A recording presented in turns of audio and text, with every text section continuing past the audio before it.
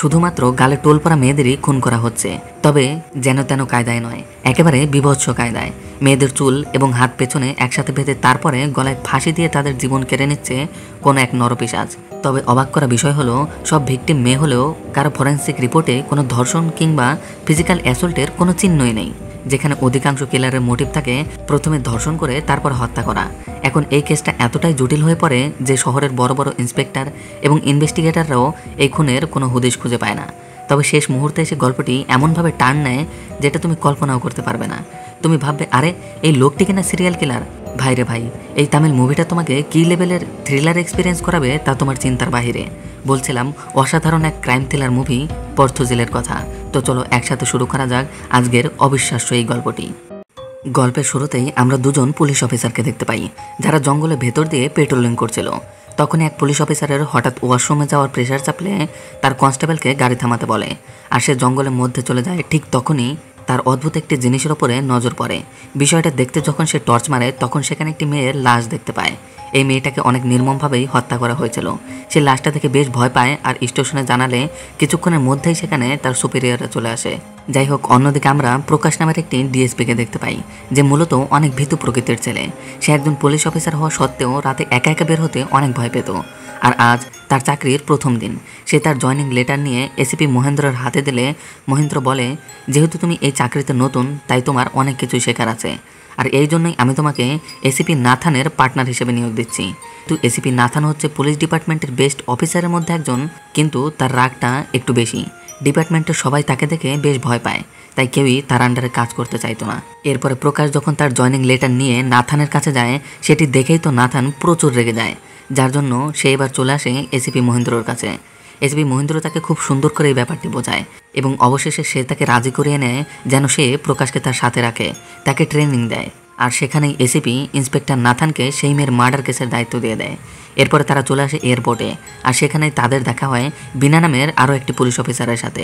তারা তিনজন একসাথে ঘটনাস্থলের উদ্দেশ্যে রওনা দেয়, আর সেখানে পৌঁছেই সর্বপ্রথমেই একটি লোকাল থানায় গিয়ে সেই কেসের ব্যাপারে সমস্ত ডিটেলস নিয়ে নেয়। আর এরপরেই এসিপি নাথান তার টিম নিয়ে চলে যায় মর্গে। এসিপি যখন ফরেন্সিক ডাক্তারের সাথে কথা বলে, সে জানতে পারে সর্বপ্রথমে খুনি মেয়েটির চুল দিয়ে তার হাত পা বেঁধেছে, এরপরে একটি তার দিয়ে গলা চেপে হত্যা করেছে। হয়তো গলার এই চিহ্ন দেখে মনে হতে পারে মেয়েটিকে কোনো ছুরি দিয়ে মারা হয়েছে, কিন্তু খুনির গায়ে এতই জোর ছিল যে সে ওই তার দিয়ে চেপেই গলার মধ্যে এরকম দাগ করে ফেলেছে। আর যেহেতু চুল দিয়ে তার হাত পা বাঁধা ছিল, তাই তার চেহারাও ছিল ওপরের দিকে। আর খুনি হয়তো মূল উদ্দেশ্য ছিল মুখে সেই কষ্টের এক্সপ্রেশন দেখে আনন্দ নেওয়া। এরপরে প্রকাশ যখন মর্গের ভেতরে এসে লাশকে দেখতে পায়, তখন সে যেন আর কিছুতেই নিজেকে ধরে রাখতে পারে না, সে সহ্য করতে পারে না।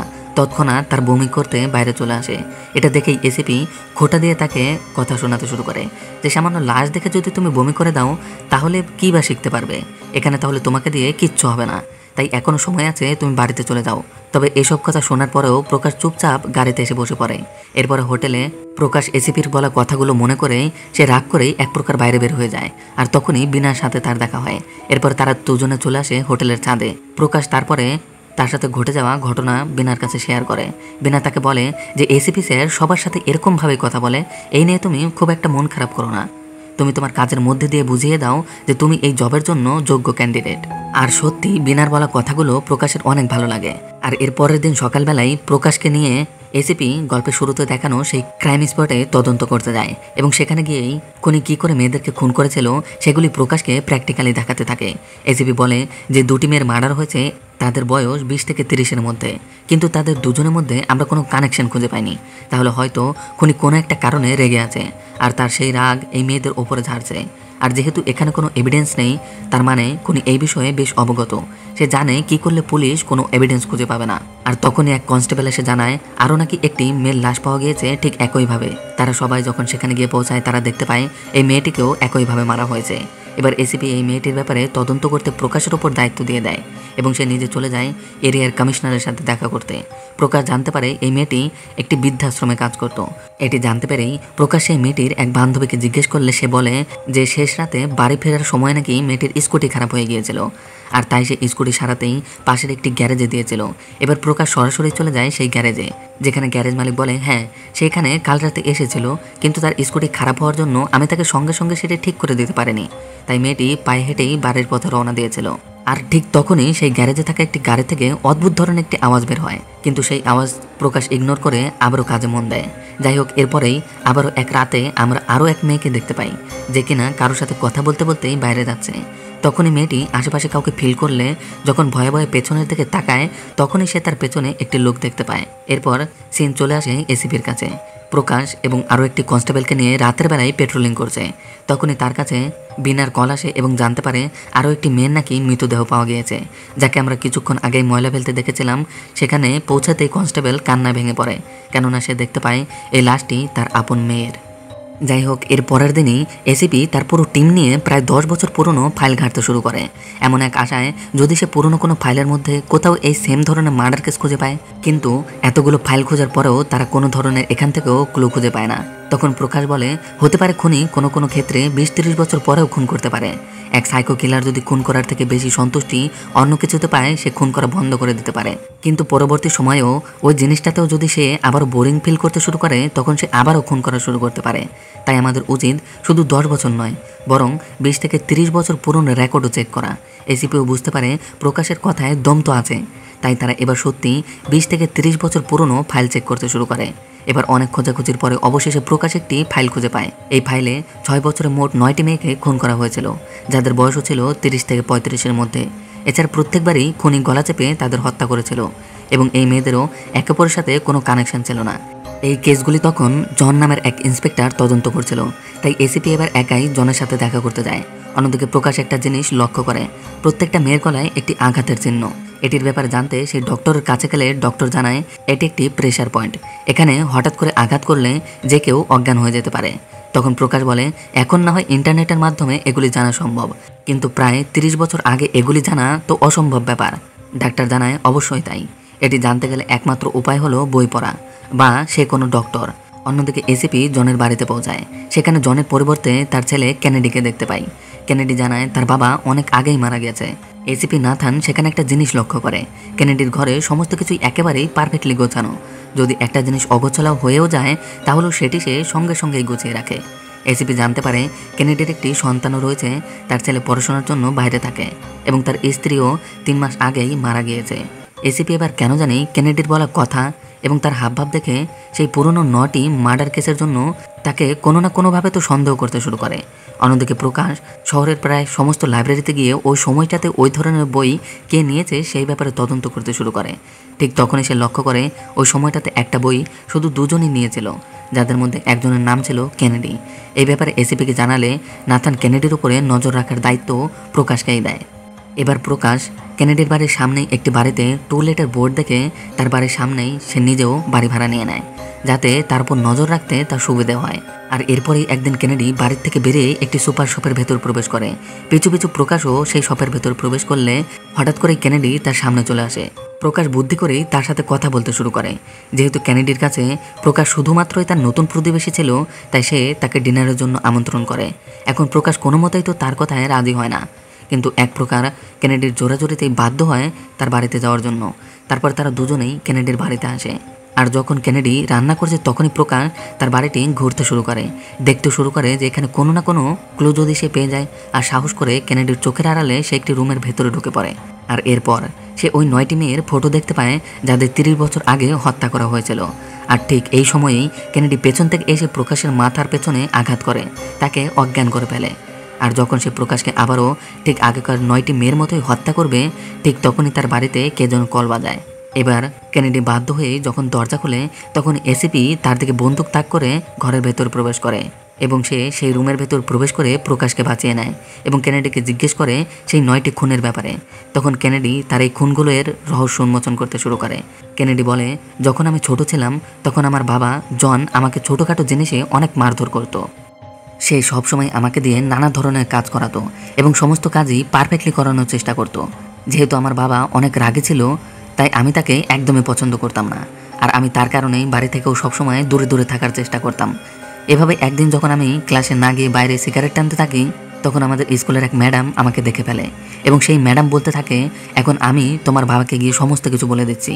কিন্তু কেনেডি প্রচুর ভয় পেয়ে সেই ম্যাডামের পা ধরে তাকে বারবার অনুরোধ করতে থাকে যাতে ম্যাডাম তার বাবাকে কোনো কিছু না বলে, তাহলে তার বাবা তাকে খুন করে ফেলবে। কিন্তু তারপরেও ম্যাডাম তার কোনো কথা না শুনে বাবাকে বলার জন্য অগ্রসর হয়।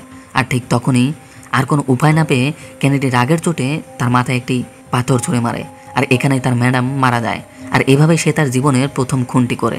কিন্তু আশ্চর্যের ব্যাপার হচ্ছে এই খুনের কারণেই পুলিশ ডিপার্টমেন্টে সবাই অনেক ব্যস্ত হয়ে পড়ে, আর তার বাবাও এই কেসটি সলভ করার জন্য দিনরাত কঠিন পরিশ্রম করতে থাকে। আর এই কারণেই জন কেনেডিকে দিয়ে আর কোনো কাজ করাতো না। এবার কেনেডি স্বস্তি খুঁজে পায়, কারণ তার বাবা জন এই সমস্ত কেসগুলি নিয়ে অনেক ব্যস্ত আছে, তাই তাকে দিয়ে কোনো কাজ করাচ্ছে না এবং তার উপরে কোনো অমানবিক অত্যাচারও করাচ্ছে না। আর এই জন্যই কেনেডির মনে একটি অমানবিক ইচ্ছার উৎপন্ন হয়, যদি সে এভাবেই দিনের পর দিন মানুষকে খুন করতে পারে তাহলে তার বাবা কাজে ব্যস্ত থাকবে, তার উপরে আর কোনো অমানবিক অত্যাচার হবে না। তাই যখনই একটা কেস ঠান্ডা হয়ে যেত তখনই সে আরও একটি খুন করতো। এভাবেই সে পরপর 9টি খুন করে ফেলে।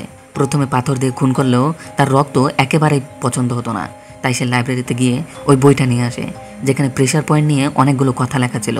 এই বইটা সে পড়তে শুরু করে এবং জানতে পারে কিভাবে অল্প সময়ের মধ্যেই কাউকে অজ্ঞান করা যায়। প্রথমে মহিলাদেরকে প্রেশার পয়েন্টে অ্যাটাক করে তাদের অজ্ঞান করে ফেলতো, এরপরে পেছন থেকে রশি দিয়ে গলা চেপে তাদেরকে হত্যা করত। কেনেডি তাদের সবসময় পেছন থেকে মারত, কারণ মহিলারা মারা যাওয়ার সময় যে ভয়ঙ্কর মুখের এক্সপ্রেশন দিত সেটি কেনেডির একেবারেই সহ্য করতে পারতো না। তবে একদিন যখন তার বাবা হার্ট অ্যাটাকে মারা যায় তখনই তার জীবন পুরোপুরি পাল্টে যায়, কারণ এখন যেহেতু তোর বাবাই আর বেঁচে নেই তার মানে এই সমস্ত কিছুরও আর কোনো দরকার নেই, তাকে এখন আর কেউ অমানবিক অত্যাচার করবে না। তাই সে এই ঘটনার পরে সমস্ত মার্ডারই ছেড়ে দেয়। তবে এতগুলি মার্ডারের অনুশোচনা তার মন থেকে কোনোদিনই যায়নি, তাই সে প্রতি রাতে এই রুমে এসে এই 9টি মেয়ের কাছে ক্ষমা চাইত, তাদের আত্মার শান্তি কামনা করত। আর সবার শেষে কেনেডি আরও একটি গোপন কথা তাদেরকে বলে। সে বলে যে কিছু মাস আগে আমার ঘরে একটি লোক এসেছিল, আর সে এসেই আমার হাত পা এবং চোখ বেঁধে ফেলে। আর সে বলে সে নাকি আমাকে 30 বছর আগে থেকেই চেনে এবং সে আমাকে একটি মহিলাকে হত্যা করতেও দেখেছিল। তখন থেকে সে নাকি আমাকে ফলো করতো এবং আমার প্রতিটা খুন সে নাকি দূর থেকে দেখতো। সে আমাকে নাকি আইডল মনে করতো, কারণ আমি এতগুলো খুন করার পরেও স্বাধীনভাবে বাইরে ঘুরে বেড়াতাম। তাই সে আমার গলায় ছুরি ধরে আমার খুন করার সমস্ত টেকনিক বলতে বলে, আর আমিও মৃত্যু ভয়ে তাকে সমস্ত কিছু বলে দেই।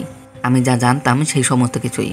আমি তাকে না দেখলেও সেই ব্যক্তিটি যাওয়ার সময় বাচ্চাদের বুলি করার মতো একটি আওয়াজ শুনতে পেয়েছিলাম, আর গাড়ির মধ্যে বাচ্চাদের আওয়াজ কথাটি শুনেই প্রকাশের সেই গ্যারেজের কথা মনে পড়ে যায় যেখানে একটি গাড়ি থেকে বাচ্চাদের আওয়াজ বেরোচ্ছিল।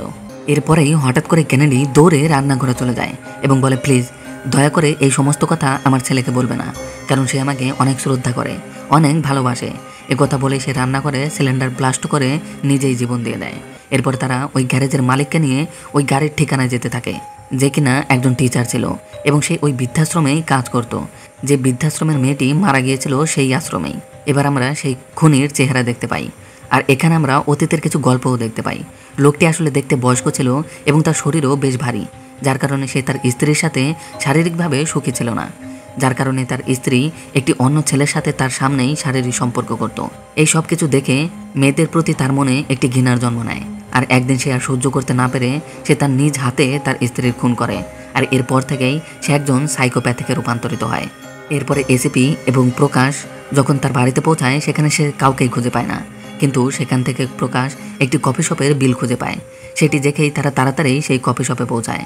যাওয়ার সময় প্রকাশ একটি জিনিস খেয়াল করে, তার স্ত্রী সহ প্রতিটা মেয়ের গালেই ডিম্পল রয়েছে, মানে লোকটি শুধু ডিম্পলওয়ালা মেয়েদেরই খুন করছে, কারণ সেই সব মেয়েদের ওপরে সে তার স্ত্রীকে কল্পনা করত। যাই হোক, এতক্ষণে তারা কফি শপে পৌঁছে গিয়েছে।